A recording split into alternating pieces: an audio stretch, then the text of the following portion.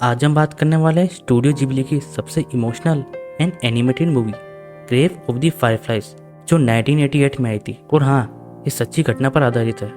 दोस्तों, कहानी की शुरुआत होती है 1945 के जापान में, जब वर्ल्ड वार 2 अपने पीक पर था। वहीं हमें एक लड़का दिखाया जाता है जिसका नाम सिएटा होता है और वो राशन को जमीन में गाड़ रहा होता है, क्योंकि ये वो समय था जब अमेरिकन प्लेन कभी भी इनके ऊपर हमला कर दिया करते थे। तभी सिएटा की माँ और उसकी छोटी बहन जिसका नाम सात्सुको होता है, दोनों शेल्टर के लिए तैयार हो रहे होते हैं। दोस्तों, शेल्टर का यूज जापान में बॉम्बिंग से बचने के लिए किया जाता था। वही सिएटा की माँ शेल्टर के लिए निकल जाती है और दोनों को जल्दी शेल्टर में आने को बोल के जाती है। और कुछ ही देर बाद सिएटा अपनी बहन को अपनी पीठ पर बैठाकर शेल्टर के लिए निकल जाता है। तभी आसमान से फायर बम गिरने लगते हैं, जिसे देखकर सिएटा शेल्टर की तरफ भागता है, पर भीड़ के कारण वो वहां तक पहुंच नहीं पाता। मगर जैसे तैसे वो एक सुरक्षित जगह पर पहुंच जाता है। सासू को ये सब देखकर डर जाती है। वो अपने भाई से कहती है उसका एक शूज गिर गया है। सिएटा कहता है मैं तुम्हारे लिए एक अच्छे शूज लेकर आऊंगा। फिर सासू को अपना पर्स निकालती है और सिएटा को ओपन करने को बोलती है।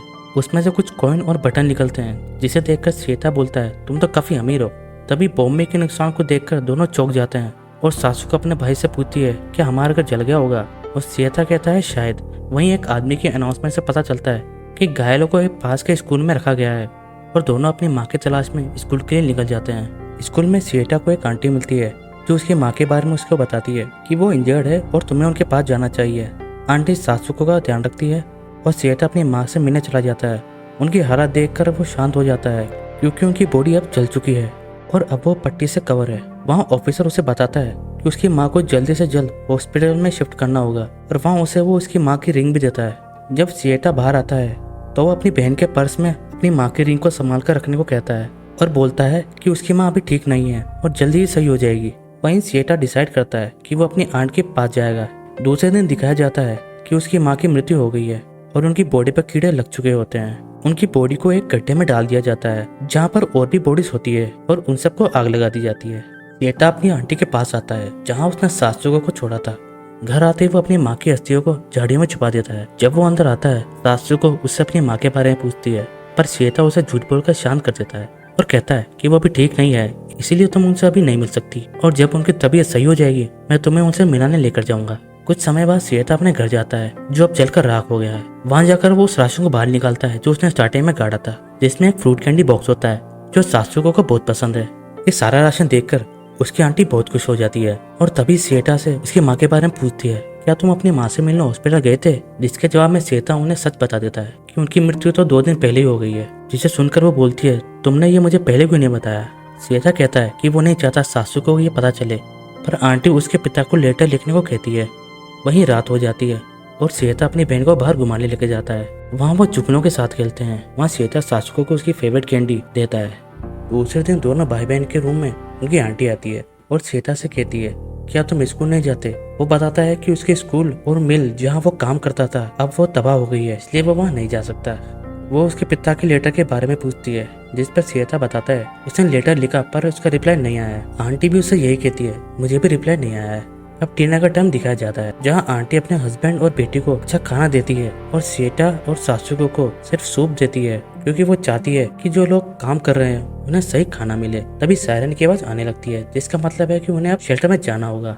शेल्टर में सासुको को बिल्कुल अच्छा नहीं लगता, क्योंकि उसे वहाँ पर गर्मी लग रही होती है, जिस कारण उसे इचिंग भी होने लगती है।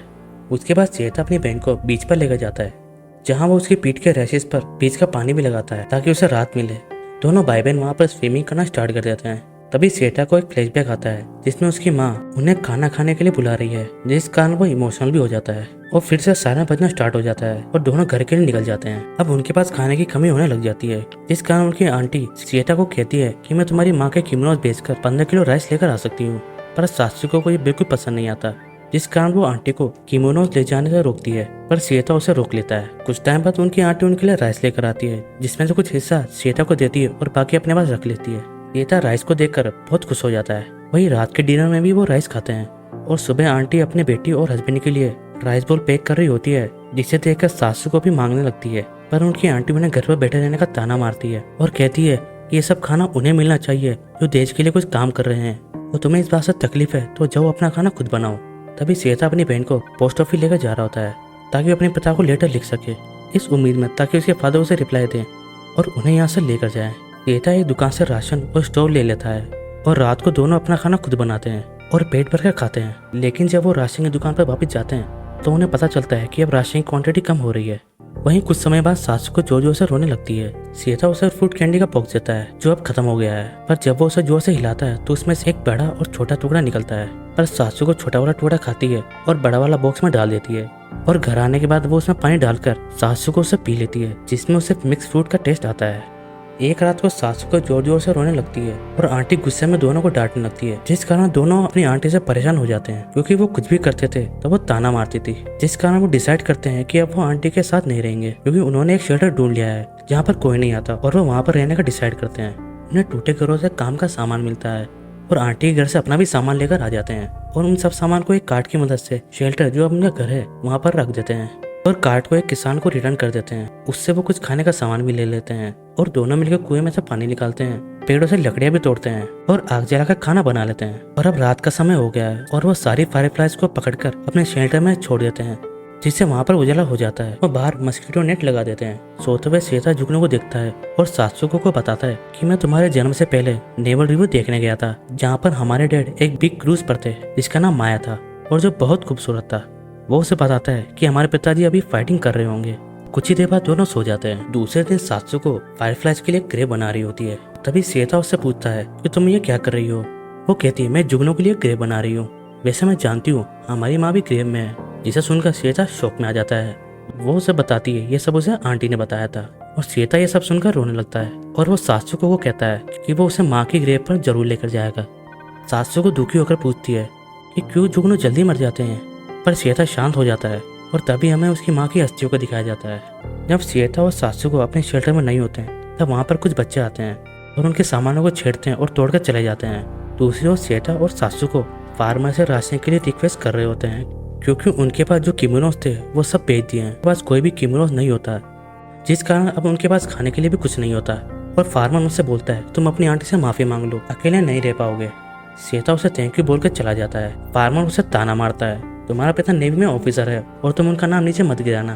तभी आसमान से एक प्लेन उनके ऊपर हमला कर देता है। इससे बचने के चक्कर में वो एक खेत में चले जाते हैं, जहाँ पर वो सब्जियों को तोड़कर एक थैले में छुपा लेते हैं। और जब वो रास्ते में जा रहे होते हैं तभी रास्ते में बीच में उन्हें एक आदमी दिखता है, और क्योंकि सासू को इन्हें कुछ सब्जियां गिरा दी है जिस कारण वो डर जाती है और दोनों वहाँ से भाग जाते हैं। चुराए हुए राशन से सासू की हालत में ज्यादा बदलाव नहीं आता, क्योंकि उसके रैशेस बढ़ जाते हैं और उसके पेट में भी दर्द होना चालू हो जाता है। श्वेता को लगता है ये सब शुगर के कारण हुआ है, इसलिए वो फार्मर के खेत में शुगर चुराने जाता है। पर फार्मर उसे देख लेता है। श्वेता उसे रिक्वेस्ट भी करता है कि उसकी बहन को इसकी सख्त जरूरत है, पर फार्मर उसके शेल्टर में जो सब्जियां थी उन्हें देखकर और भी गुस्सा हो जाता है। सासू को भी ये सब देख रही होती है। श्वेता फार्मर से माफी मांगता है और कहता है ये सब वो फिर से नहीं करेगा। फिर भी फार्मर उसे पुलिस स्टेशन लेकर जाता है।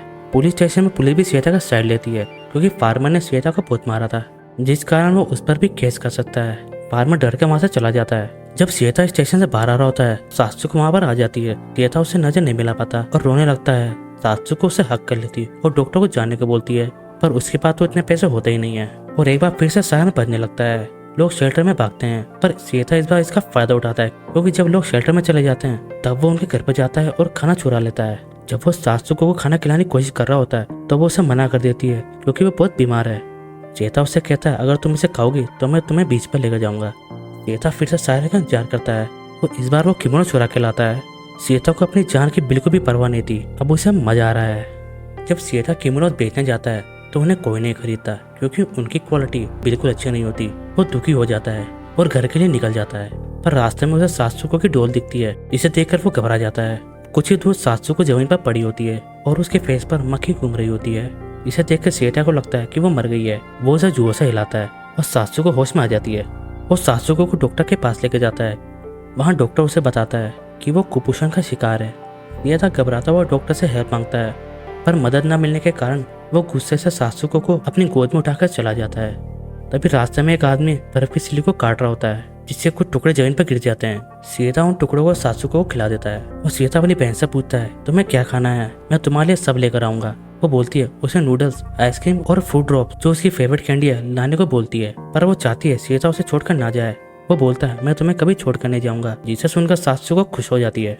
वहीं श्वेता बैंक में 300 येन निकलवाता है, जहाँ पर उसे पता चलता है कि जापान वॉर हार गया है। एक आदमी उसे बताता है कि सभी नेवी शिप भी डूब गई है। ये सुनकर वो आदमी से पूछता है कि मेरे पिता की शिप भी डूब गई है क्या। वो आदमी गुस्से से उसका हाथ हटाता है और बोलता है मुझे कैसे पता होगा। श्वेता उसके पिता की तस्वीर अपनी जेब से निकाल कर रोने लगता है। वो दुखी होकर अपने शेल्टर में आता है। वहाँ पर सासू को लेटी होती है और कुछ बड़बड़ा रही होती है। श्वेता उसके फ्रूट कैंडी बॉक्स को देखता है तो उसमें मार्बल और बटन होते हैं। सासू को भी मार्बल खा रही होती है। श्वेता मार्बल बाहर निकालता है। वो कहता है मैं तुम्हारे लिए फेवरेट खाना लेकर आया हूँ। तभी सासू को उसे राइस ऑफर करती है जो मिट्टी के बने होते हैं। ये देखकर श्वेता और दुखी हो जाता है। वो उसे वाटरमेलन खिलाता है और राइस बनाने चला जाता है। तभी बैकग्राउंड में सासू की आवाज आती है जिसमें वो बताता है कि सासू को उसके बाद कभी नहीं उठी। श्वेता अपनी बहन को पूरी रात गले से लगा कर रखता है और बाहर जोरों से बारिश हो रही होती है और जो खाना उसने बनाया था वो वैसे ही रह जाता है। अगली सुबह श्वेता एक चारकोल बॉक्स खरीदता है। वो उसमें सासू की डोल और फ्रूट ड्रॉप की बॉक्स को रखता है, पर वो बॉक्स को निकाल देता है और उसे जला देता है। दूसरे दिन श्वेता सासू की अस्थियों को फ्रूट ड्रॉप से बॉक्स में डाल देता है और वो डिसाइड करता है कि अब वो कैम्प में नहीं जाएगा। कुछ समय बाद श्वेता एक अधमरी हालत में पड़ा होता है। उसके कपड़े भी फटे हुए होते हैं और वहीं सासू का नाम लेकर वहीं दम तोड़ देता है।